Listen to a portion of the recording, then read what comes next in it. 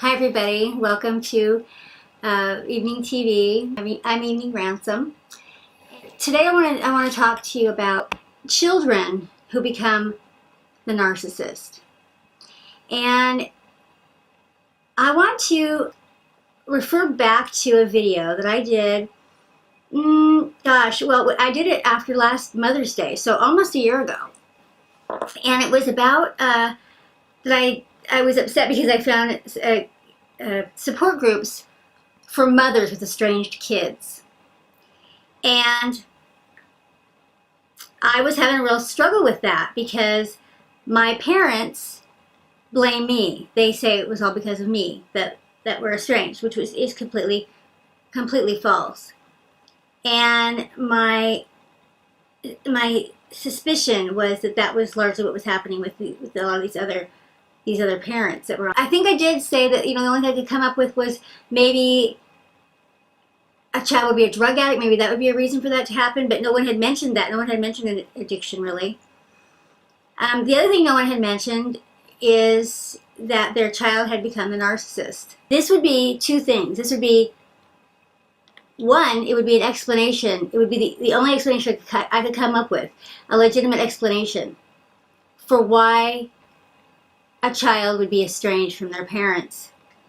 That wasn't necessarily the parents' own doing. That wasn't the parents just blaming the kid.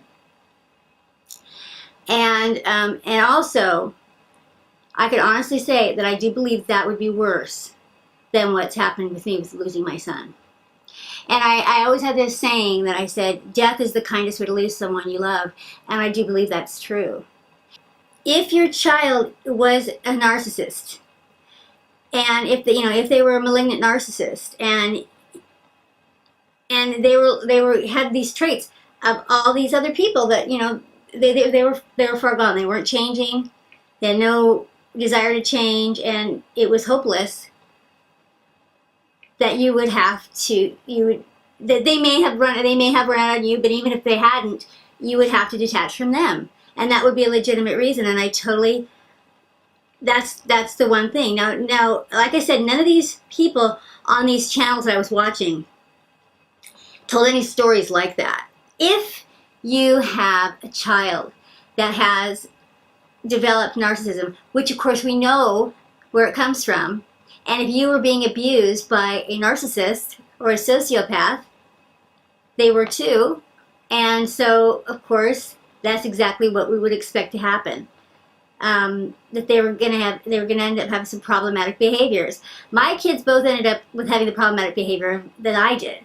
They both ended up being codependent and very empathic, and had, so far, I think my son has got a little bit better girlfriend now, but every girlfriend that they had, and at the point when my son died, he'd only had a couple, but they were both really bad people. Really, like they didn't have good values. They didn't have intact conscience. They were just, really bad. And my younger son too. Of course, his was the one that was living with us that ended up completely having a double life, and she had the mother that was on those recordings and all that. So, passes down. So of course that does make a lot of sense. And I think what it is, the day that I made that video, it was just after Mother's Day, or it was maybe just before Mother's Day. I was feeling really bad, missing my son, sad about my whole situation with my family, and then I saw these people on there saying exactly what my mother had said. We just don't know what to do with you being so angry at all the family. We don't know what to do. It's like, that's not what's going on here, right? And so, when I found these channels, and it sounded like they were saying the exact same thing, and I think for the most part they were. But if there's anyone that watches my channel that was watching the video, you didn't say anything to me about, my kid's a narcissist. So I've hated to offend anybody, or if someone had a child that was a narcissist, to feel that they couldn't tell me that, but that was a legitimate reason. For sure it was. So absolutely, and honestly, I like I said, I seriously believe that would be even worse that would be even worse than what I've gone through losing my son. Because it would just be, it would be an everyday betrayal, just like it is, and a choice, and it would just be, the only thing that would be better, except for knowing what we know, as long as someone's breathing, there's always hope. We know with narcissists, though, it's not very hopeful. When it comes to a child that's a narcissist, I'm assuming here that everyone that is making that decision or is in that place of being estranged from their child because they're a narcissist. I'm assuming that nobody here is just, finding a reason to walk it on their kid. So presumably, if they have no contact with their child, it's because either their narcissistic child has dumped them, or they have just had to make a decision to go no contact, just like they did with everybody else in their family, because they were being abused and it didn't look like there was any way around it, and the child didn't seem to be having no ability to want to change or to get at their true core self. And it's a really tricky thing because, it's not even a diagnosis you can make until a person's 18, because we are naturally narcissistic as children. And so, teenagers are especially self-focused. And then if they are doing anything to do with drugs or anything like that, that's also self-focused behavior. And so, if it's passing, which of course we hope it is. So what I guess we're trying to say is, if you're in a position right now when you're thinking about, is my child a malignant narcissist, a pathological narcissist, like my dad or my brother or my husband or whatever, don't jump to make that conclusion until they are fully raised, until they're completely and fully raised, and until you've really done everything you can to counter it, that it was too late for with all the people that you met when they were already adults, or you didn't know about this until it was already too late. Because you're in a different position with your child than you were in as the child. If you are a mother or a father with a child that is really starting to look like they have pathological narcissism, and they are, I would say, anywhere before 25, here's really all there is to do. All there is to do. Really model compassion, for one thing.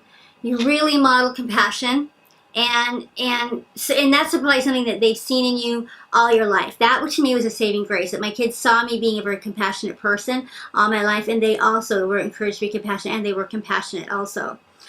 To animals, to homeless people, to other kids being bullied at school, that kind of thing. They were always the one that would go and offer the kid, to sit by him at lunch and things like that. So that really helped. Then the one really important thing is that you not allow them to abuse you. You don't allow them to mistreat you. That you hold boundaries, and you model for them that you have standards for yourself, that you have self-respect, and you won't allow them to abuse you. You won't allow anybody to abuse you. You won't allow mistreatment to happen anymore. And they've already seen you allow it already. So now that you're wise to it, let them see you change. Let them see that you have a boundary. You're not going to put up with it anymore. You've gotten wise to what's right and what's wrong, about what's abuse and what's not. And you're basically, in essence, of not letting them treat you a certain way. You're basically saying that's abusive. You might have to say that's abusive. And I did, actually, with my sons. Because, any headstrong kid, especially my kids are doing drugs and that kind of stuff too, headstrong kid, you do end up at times, whether anything, you end up having to say, I'm not going to let you talk to me like that. That's not okay. So you need to be able to do that. And you need to be able to, this one's hard for me, and I still have this one. This one's hard for me because we worry. We worry, and I want so badly to know that things are going to be okay. And of course, with my other son, he was doing something so dangerous. I just wanted to know he was safe, and of course, he wasn't safe. And so with my son now, it's like I want him to have a great life, and I want him to break free of all this. And I don't want his life to be colored in a negative way by all this forever. You know, I want somehow, some way for him to find strength and power in it, and for him to end up somehow having a better life because he learned these lessons and he's somehow infused with some wisdom. That's what I want more than anything. And so, you know, the lessons that you could learn, you know, a lot of times it's really up to us to define things. And so, you know, say you get raised by my kids. Okay, so you get raised by my son. He could very easily say, I got raised by a sociopath, I had a terrible childhood, my brother died. I mean, what's the point of life? I'm just gonna, you know, nothing works out. I'm just gonna, you know, I'm doomed. You know, he could totally say that. Or he could say, I made it through all that. My mother and I made it through all that. My mother loves me unconditionally. I am strong, I'm wise, I'm still standing here, I'm a compassionate person, I know what love is. And life is short. You know, we're not guaranteed anything. We're not guaranteed tomorrow. So I'm going to make today count. You know, he could also tell himself that. That's what I'm hoping for. Okay? So you have to model all these things. You have to really model these things.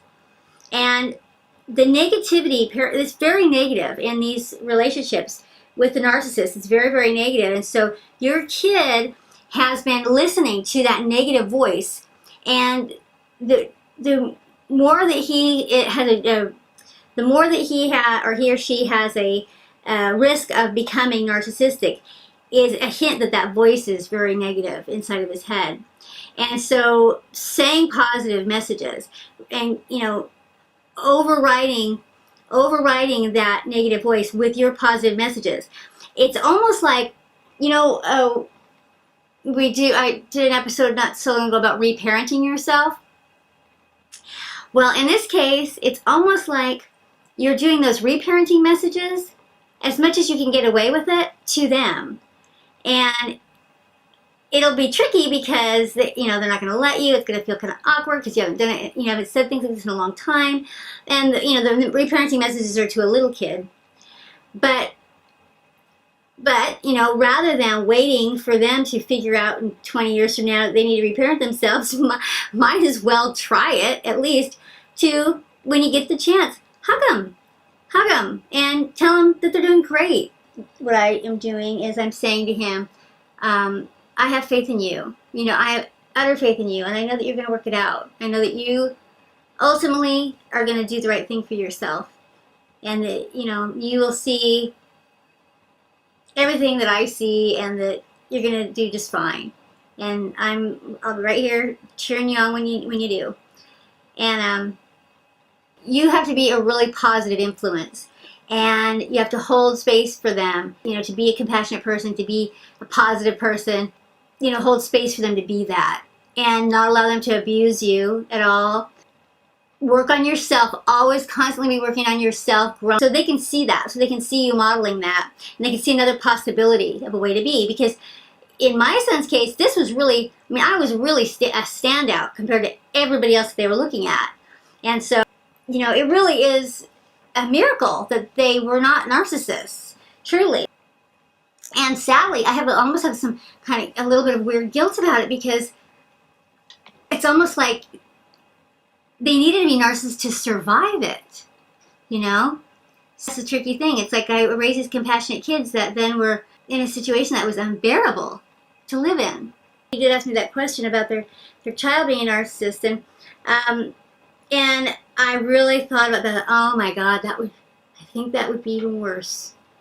That would be even worse than I'm going through. And so, if that's your situation, it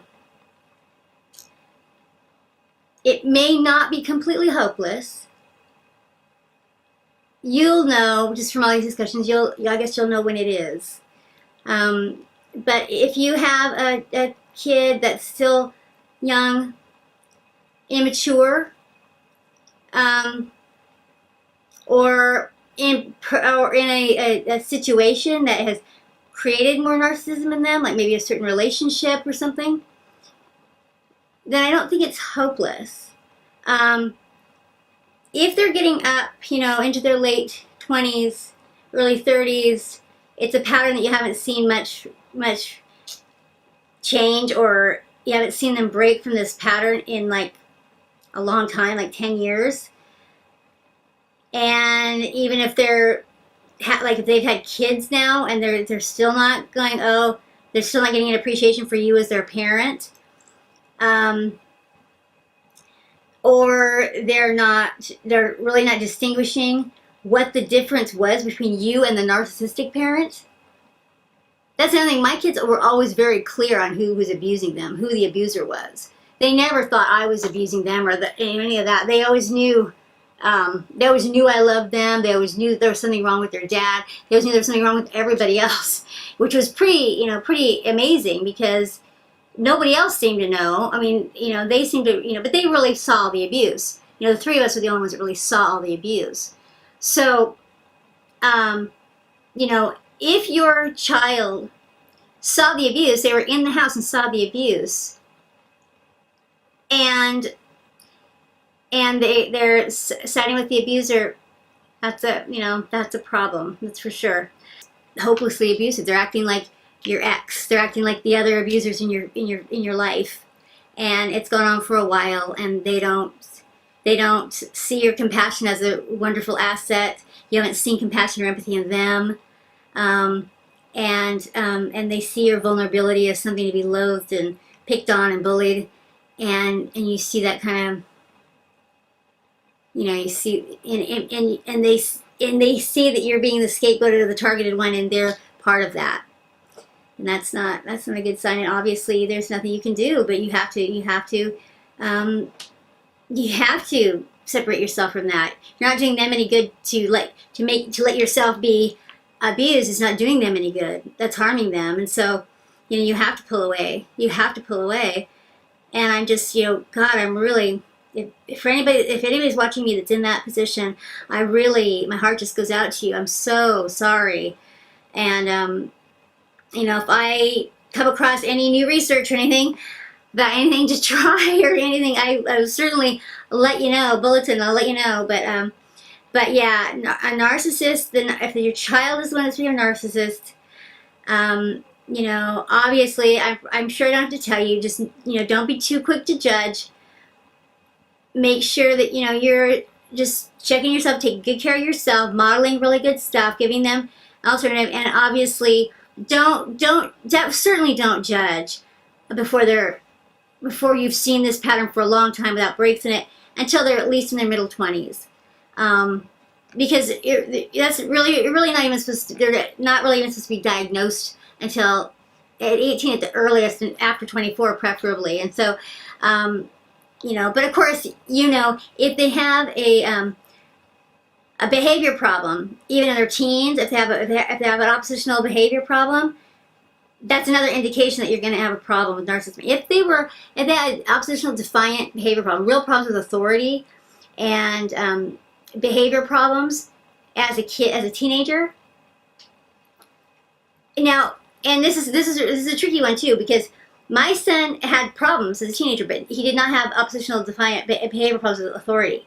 He was always really well liked by his teachers. He was always very, he was just always a sweet kid. He just did self-sabotaging things, like, didn't show up for school, didn't want to do his homework, did things like that. And of course was abusing substances.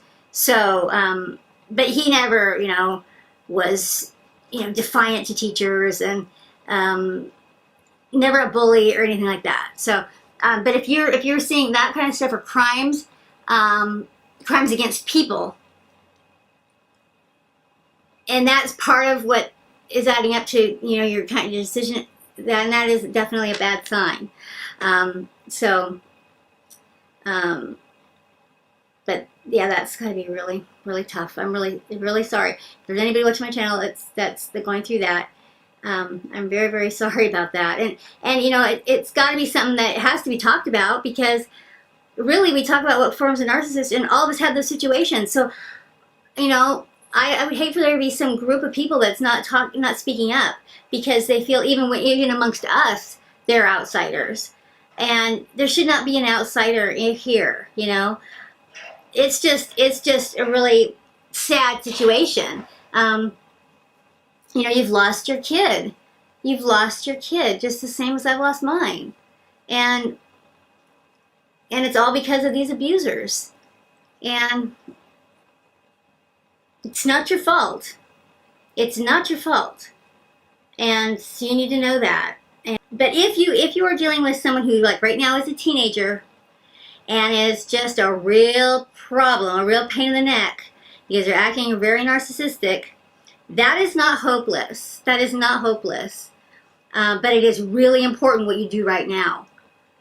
You modeling all the right behaviors, you not tolerating their abuse. Those are, and you saying that you believe in them, and you holding space for them, and you being very loving towards them, unconditionally loving towards them, is very critical right now. And I know it's very scary to do, because you've risked that in the past. You've risked it with other people, and it's been abused. But with your kids, there's still a chance. And especially if they're 18, 19, 20 years old, and maybe they're drinking too much, and they're having some other bad behaviors. What they're doing their part, probably, hopefully, especially if they don't have like a long line of defiant behaviors. If this just kind of has come, they're trying a hat on. They're trying this on for size. This is what they saw adult males model, perhaps, in your family. So they're trying that on. Just don't let it work. Let it just not work at all for you. If they're not in the house, that's even easier. If they're away at school or something like that, that's going to be a lot easier. If they're right underfoot, and you have to then that's going to be a lot harder. You really hold firm the boundaries, of not letting them abuse you, and showing them that you've changed, that you're different, you value yourself. Show them how to value themselves, without having to do that, without having to get a false self. Tell them how wonderful their real self is, and just hold on until you have to let go, and you'll know when that is. When you haven't seen a break in the behavior, you don't see them showing compassion and empathy, and they're being abusive. You have to let them go. And even then, you never know. Even then, you were in their life. There's still a chance that they might, miracles happen, things happen. Even then, even if you let them go, there's still a chance something could change for them, So, the older they are, the less likely that is. But anyway, so no one should feel like an outsider. If you've got a child that didn't make it through without developing narcissistic personality disorder, you're not alone. You're not alone. That's for sure. Here's Anna East. Here's Anna East. Here's Anna East. She's cute. She's a cute little thing. Oh, say hi. Hello. She's so cute. So she's 12 weeks. 12 weeks old. Yeah, she's 12 weeks old. She's in my purse. She still has a pink tail. A pink tail. And she still has a pink tail and a pink one ear. One ear is still pink.